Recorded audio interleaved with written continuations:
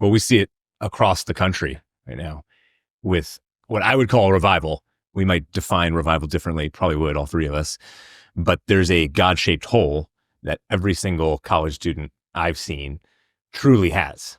And there's all of a sudden randomly this pervasive desire to fill that hole.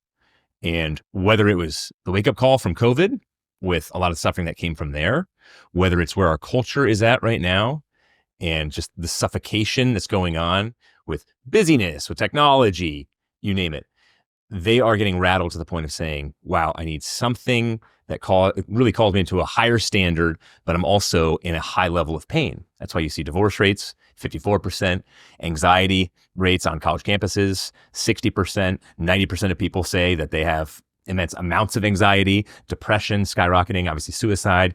I've had to deal with a few suicide cases recently. And then also on college campuses, I have people come up to me all the time sobbing, saying, I was considering taking my life, or I have a family member or a friend who just did.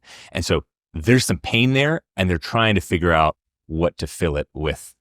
There's definitely something going on. People often talk about the meaning crisis, existentialism, and I wonder how confidently you can attribute that to something like secularism or atheism, as opposed to, say, the sort of unimaginable shift in our communication with things like social media. Right? Like if I sort of analyze my daily life and think, well, if I'm feeling anxious or depressed, why is that? Is it because I haven't been to church today because I don't believe in God? Or is it because I've just scrolled through a news feed that tells me that, some country's just been bombed and has told me that my favorite celebrity has, said something they shouldn't and now they're getting cancelled and I have to decide whether to cancel my subscription to their service, and I sort of have 100 messages to respond to and emails and this kind of thing.